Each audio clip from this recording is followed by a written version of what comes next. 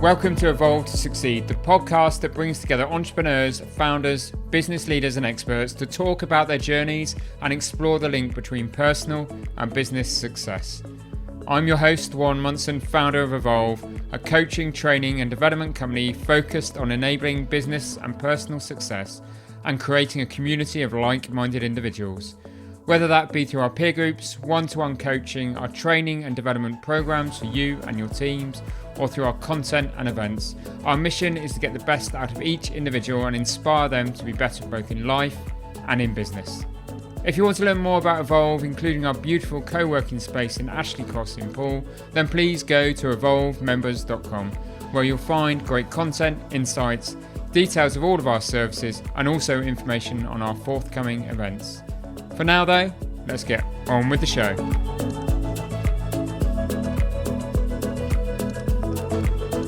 Welcome to this week's episode. Today I'm talking to Julie Noonan, an experienced executive coach and change management strategist and founder and CEO of Julie Noonan Consulting.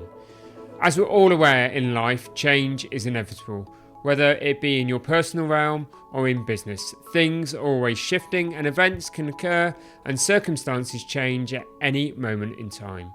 Whether these be positive or more challenging ones, and any change requires adaptation, bold decisions, and sometimes the adoption of a new set of values. In business, change management is one of the most difficult things to master. One of the great skills of any business leader is the ability to recognise the need for change and then act on it in a way that benefits both the business and the team. And haven't the past few years really tested this ability? As well as change management, I wanted to get Julie's perspectives on her other areas of expertise, which include the approaches to work and values from the different generations, reverse mentoring, and the meaning of legacy. With more changes coming in 2023, I thought this was a good way to kick off the new year. I hope this conversation gives you some valuable insights and tools to successfully deal with whatever comes your way in 2023. I hope you enjoy the episode.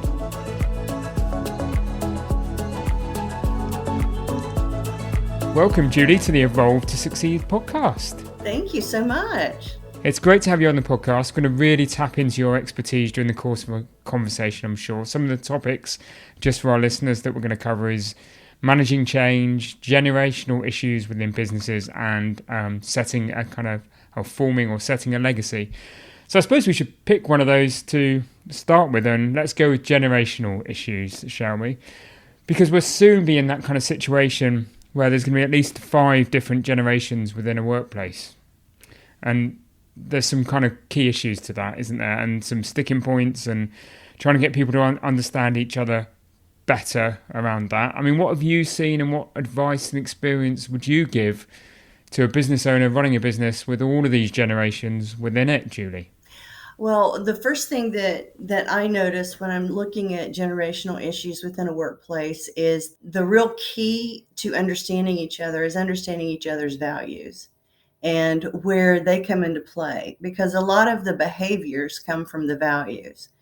And I recognize that a lot of the older generations in particular have a really hard time understanding the younger generation's value set, particularly around the need for flexibility, the need for a set hours, if you will. They really and truly are focused more on working to live as opposed to living to work. And I think big shift there, isn't there? It's a big completely shift. Different dimension change. Absolutely. And that's one of those things that it's difficult for the older generation to grasp, that we can still be as productive and we can still be on the career track without killing ourselves, basically, which is what, the older generation, of which I'm part, really, that was our value set. That was how we showed our value to the company, was we went over and above, and rather than just doing an excellent job. Yeah. It's interesting though, isn't it? Because that then causes quite a lot of conflict in the workplace, doesn't it? And some of this, I suppose some of the change has been fueled as well with COVID and work from home and all of those kind of topics that come into the workplace. And perhaps made your generation and my generation start to think a little bit more differently and be more accepting of that flexibility? I mean, have you seen in the work that you do with the organisations that you work with and leaders that you coach that attitude shift perhaps in 21, 22 compared to 2018, 19? Actually, yes. I have. I recently wrote a post for LinkedIn about. I call it the Great Band-Aid ripoff. So, COVID was the I great. love that term. COVID was the great Band-Aid ripoff, meaning that I think a lot of the shifts that we're seeing now that are more accepted, for instance, working from home, working remote, the flexibility, diversity, equity and inclusion, mental health being more apparent and accepted to speak about in the workplace, all of those things had started well before COVID. But the shift really, truly was accelerated when COVID hit because there was no choice.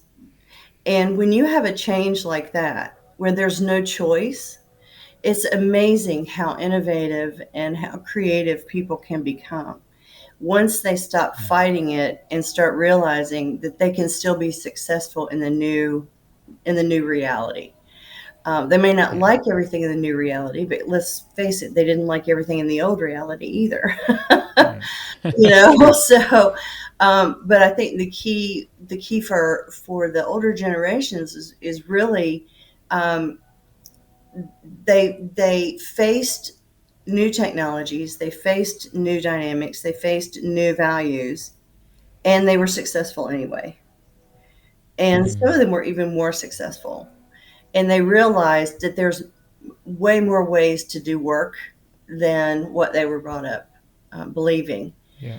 So I think the ones that really started to collaborate more with the younger generations and understand those values are really hitting it 100% at this point. It's that, yeah, the great Band-Aid rip-off. I love that. I really do love that term because that's what it did, wasn't it? But I suppose it brought the older generations to see the perspective in the world and actually to take some, they had some time, so they started to see actually there is more to life than just, giving everything to one organisation, one business, one perspective, getting better balance in life, and gave them the eyes of maybe the younger generations to see that. But you also do some work, Julie, with, as I understand it, is helping the kind of last of those baby boomers Hmm. to leave, to come out of the workplace, to transcend into a kind of retired life and all of those kind of things. And what specific challenges do you think those baby boomers face, and how do you help them overcome those challenges? If you think about it, the last year of the baby boomers was supposedly 1964. That's the most common year that we hear about. If you think about that, there's 9 more years before, at least in the U.S., they're eligible to retire when they're 67. So that's 9 more years in the workplace. It doesn't feel very long when, for instance, you're my age and you're looking at that, but it really is a long time still to be productive and to be contributing in the workplace. One of the things that I'm finding when I'm speaking to a lot of my coachees is they're feeling that they're going to become obsolete, meaning they don't feel like they can keep up with the technology changes. They don't feel like they can keep up with, the social media trends and the new generations, even the language that's being used just as part of everyday speak is difficult for them to relate to because they're not watching the same TikTok and they're not they're not looking at the same TV shows as the younger generations necessarily. And of course, I'm generalizing here. Yeah. But probably the biggest thing that they worry about is becoming obsolete, is not having enough to give that is relevant in today's world. And one of the things that they tend to discount is their experience because they're used to not being questioned necessarily in their experience. But the younger generations, because they want to learn, they're so eager and willing to learn. They ask lots and lots and lots of questions. And a lot of questions like, why? Why are you doing it that way? We can do it this way, and it's much faster. But because the older generation doesn't necessarily understand what they're talking about, as far as doing it faster, they take it as a direct challenge to their authority or their experience. And one of the things I work with executives on right now is, okay, we need to look at every person as a unique package of skills and experience. Mm-hmm. And yours are as valuable, if not more, as someone else's, only because you've had a lot longer to work with those skills. So don't be afraid to turn around and ask, what do you mean by that? Or I'm not sure what that means. Can you give me an example? That doesn't negate your power or your expertise. What it does is it raises you from in a respect situation with the other person. And then that gives them the opportunity to share their experience. And who doesn't want that in the workplace? I mean, how valuable is that? Just that greater understanding of each other, and ensuring that we are playing to everybody's strengths Mm-hmm. and understanding what everybody's strengths are. When you can get that and that flow within a business and organization, it's really, really powerful, isn't it? Absolutely. And I suppose this challenge around multi-generational kind of issues is going to only grow, isn't it? Because we are, you state in the US retirement age of 67, 65-ish in the UK. But we are expecting people to, because people are being healthier, maintaining better lifestyles, living longer. Actually, people are working way beyond normal, Absolutely. inverted commas, normal retirement age. And I suppose that's what's creating this greater kind of chasm nearly between having so many generations in the workplace, isn't it? So it is something we need to adapt to. It's something we need to get used to, isn't it? And something as business owners and leaders, we've got to find a way of gelling everybody together, haven't we? Well, one of the reasons why Generation X is considered the forgotten generation is because the boomers, and I'm just going to say this pretty bluntly, the boomers wouldn't get out of the way. If you think about it from a career trajectory perspective, there were so many boomers, and then there was a little slice of Gen X, and then there's so many millennials that they Mm. basically got squeezed between these two groups that, because of their numbers, had a lot of power. And I think with the boomers hanging on longer and longer, that they tend to want to hold that power. They want to hold those Mm. leadership positions. And one of the things that impacts business when that happens is it stifles creativity and innovation when there isn't a good churn within the power structure. Mm. And so that's one of the things that I work with the boomers on is, okay, do you want to hold on to this power, or do you want to change how you contribute to the workforce? Mm. Is it important for you to have the corner office and to have all the trappings and trimmings? And by the way, that's becoming less and less important, since the corner office is now, your office in your house, The corner shed in the the corner garden. shed, or yeah, the corner of your kitchen. But yeah, it's why do you need to have that title when you could contribute in another way and allow someone else Mm. to grow into that title and to grow into that Yeah. that position, and you can advise. And I've also heard you talk about and read articles that you've written around reverse mentoring. And I Mhm. suppose that's what you're starting to talk about there, is it, Julie? Yeah. Reverse mentoring is not my term. I wanted just to say that out loud. It was coined by Jack Welch back in the 90s at Mm. GE. And what he meant when he said reverse mentoring was he wanted the younger generation of engineers that were coming in to teach the older engineers the new technologies that were happening at the time. It wasn't a back and forth situation. When I say reverse mentoring, I think I'm going to change it to switch mentoring, actually. What I mean is pairing up someone from an older generation with someone from a younger generation with the sole purpose of mentoring each other. Because anymore, the Socratic method of the the old person holding forth to the young people and them soaking up the language, soaking up all the information, it really doesn't work as much anymore because the information is stale. The information changes so quickly these days that really the only way that a leader is going to succeed is to get right in it and keep learning as if they never stopped, as if, and the good leaders never stop, but get rid of the trappings of I have to be the expert and become vulnerable and work with someone younger, mentor them in what you know, and allow them to mentor you at the same time.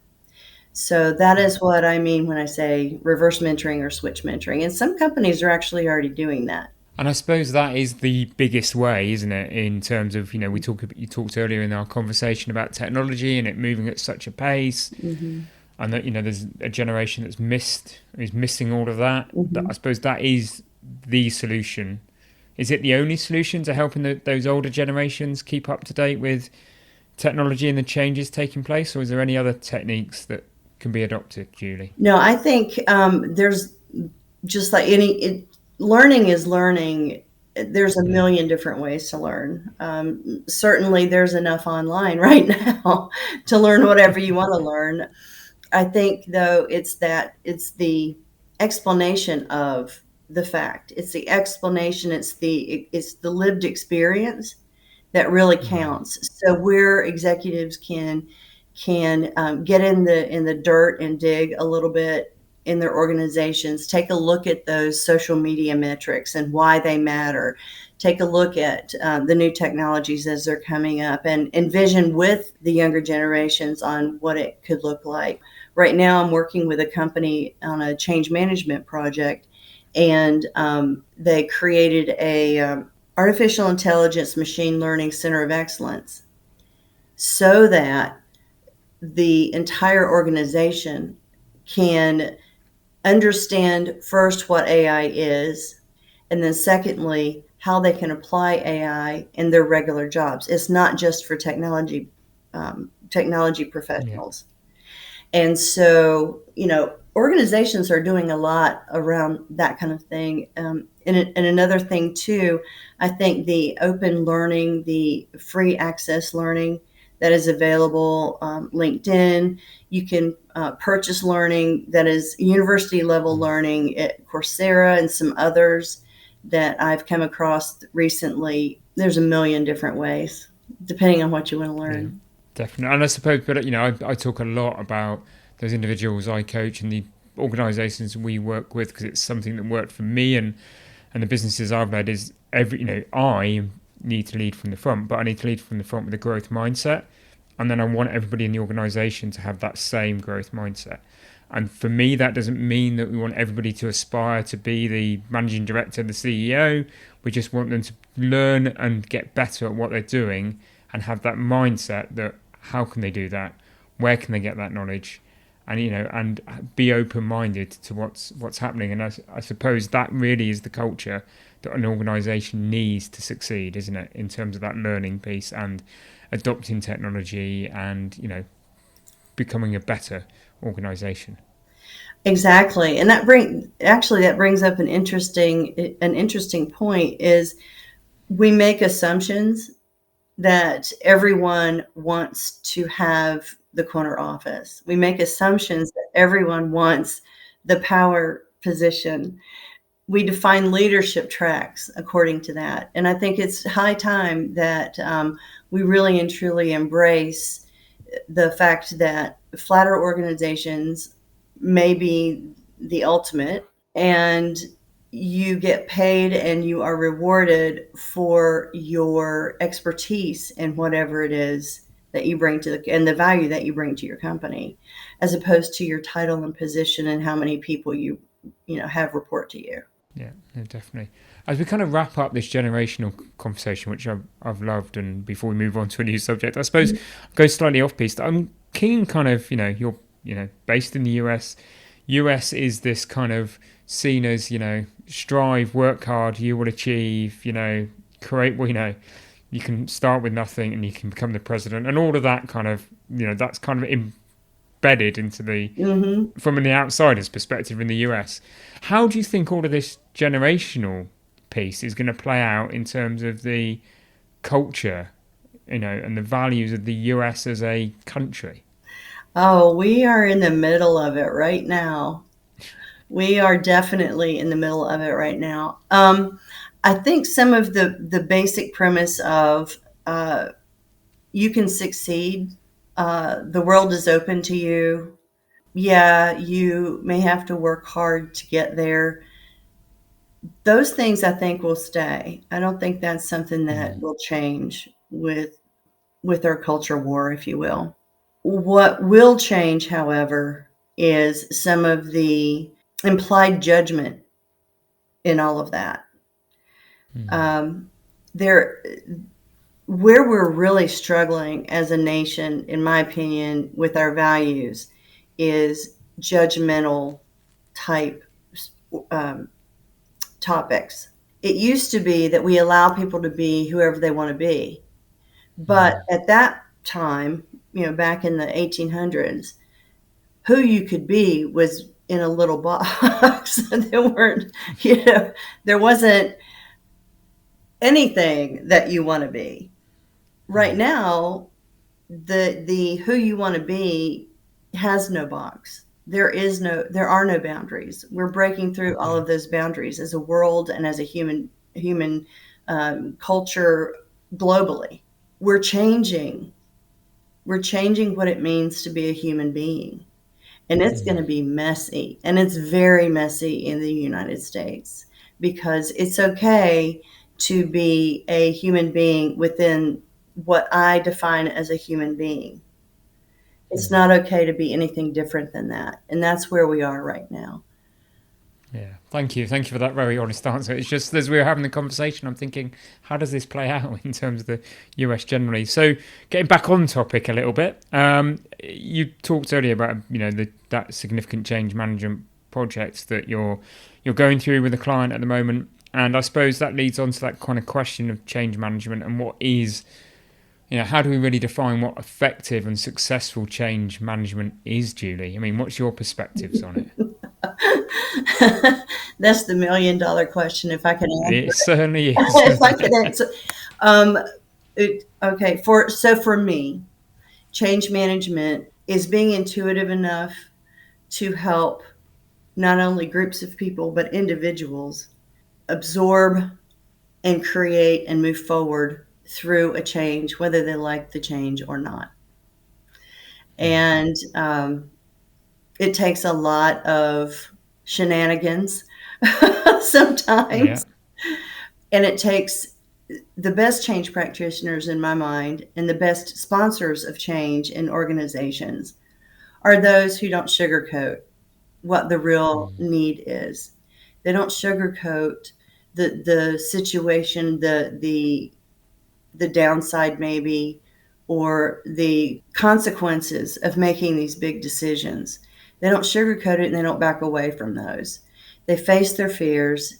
They face the fear of failure. They face the fear of having to lay people off. They face the fear of, an ERP system that costs $30 million failing. They face all of those fears, and they say, okay, that's what I'm afraid of. How can I help it not happen that way? How can I help it be successful? And they remain positive through the whole thing, not insincerely positive. If they don't like something about the change, my first consult with them is, okay, tell me what you don't like about this.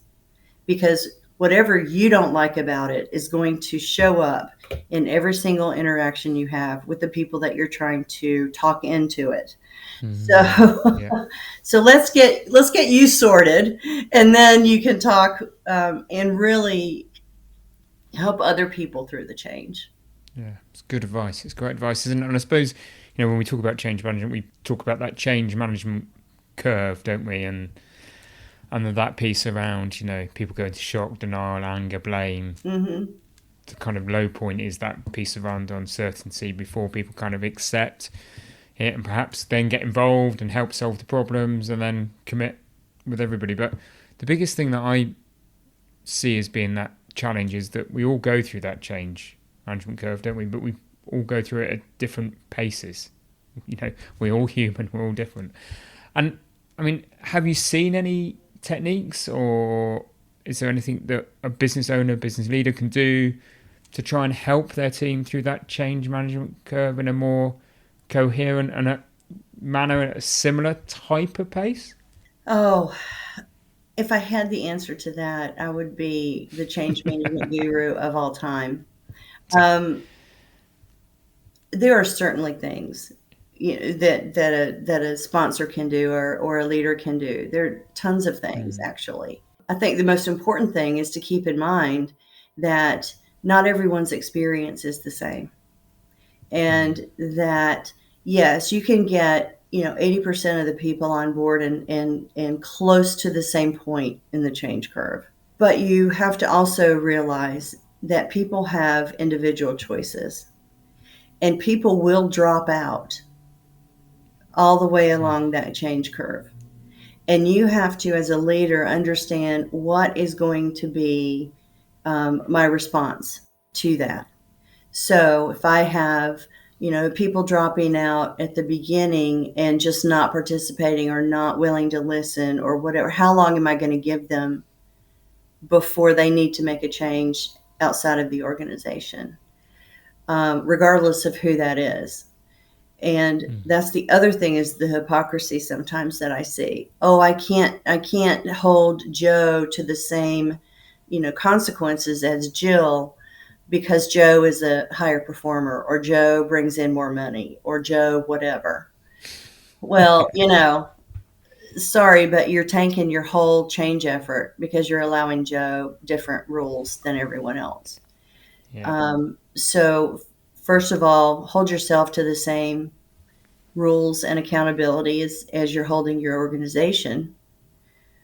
Secondly, openly express your concerns about the situation and not sugarcoat it.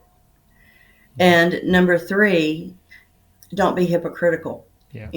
in your actions. I've heard the phrase, the fish rots from the head. So whatever the leader does, 9 times Yeah. out of 10, the people will do. So it's all, there's no tool, there's no specific thing. It's really more of an art most of the time than a science. Yeah, we have tools, we have methodologies. I'm certified in several of the more popular ones. But what has made me successful is I go in, I have all of my tools, but I don't bring them all to the site with me. I bring nothing except my ears, and listen. And then once I get the feel for where are the biggest risks in this change, that's when I bring in the tools necessary to help it work. Brilliant. Great summary, Julie. And I suppose that it does, doesn't it? It's summarising what you've said there. Mm-hmm. It really comes down to, good change management is great communication and Yes. living the values, isn't it? Yes. And actually, it's those kind of things that, are the overarching umbrella that make change work. It's then having the skills and the tools and the project management piece underneath it that kind of cascades that through. So I kind of, the third topic I wanted to talk to you about today is around kind of legacy. So I know, again, I've read some articles and bits and pieces you've talked about around legacy. And I suppose I've got to start with, how do would you define what it means to have legacy in a business? Oh, so my definition is when someone leaves an organization and they have spent several years there, the best leaving I think that can happen and the best legacy that can be left isn't, the biggest project. It isn't the biggest years of prosperity or whatever the case may be. It really is, how do the people in that business who worked with you, how did they feel when you were there? Did they feel cared for?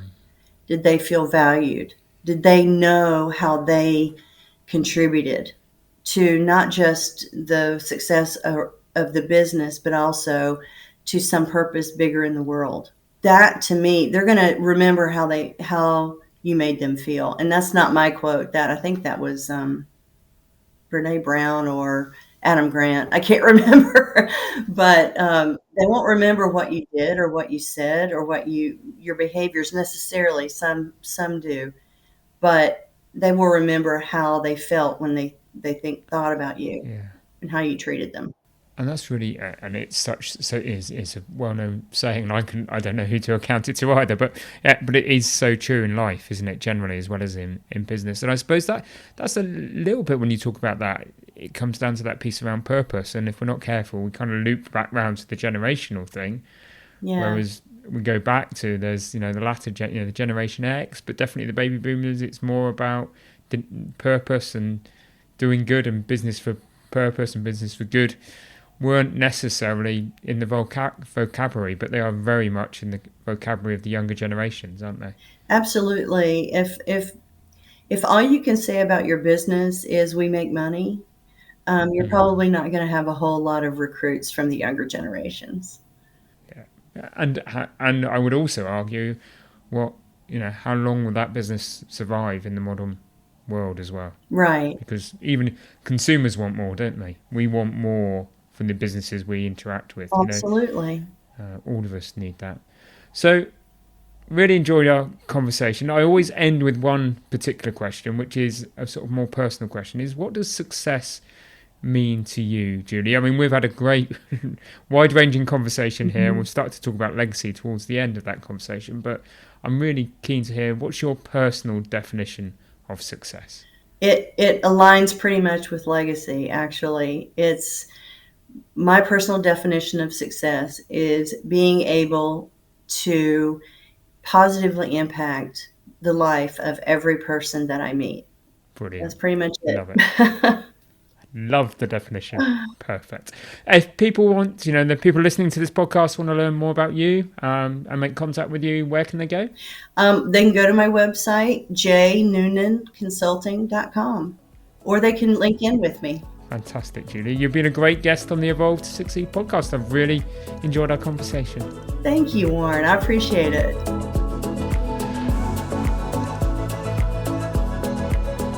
Thank you for listening to the Evolve to Succeed podcast. My hope with every episode is that you've learned something new or heard something that challenged your way of thinking and further motivated you on your path towards becoming a more knowledgeable, informed, and inspired individual and business leader.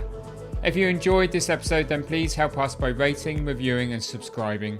We really value your feedback and would love to have you along for future episodes. And please don't forget to learn more about Evolve by going to evolvemembers.com. Thank you for listening. See you next week.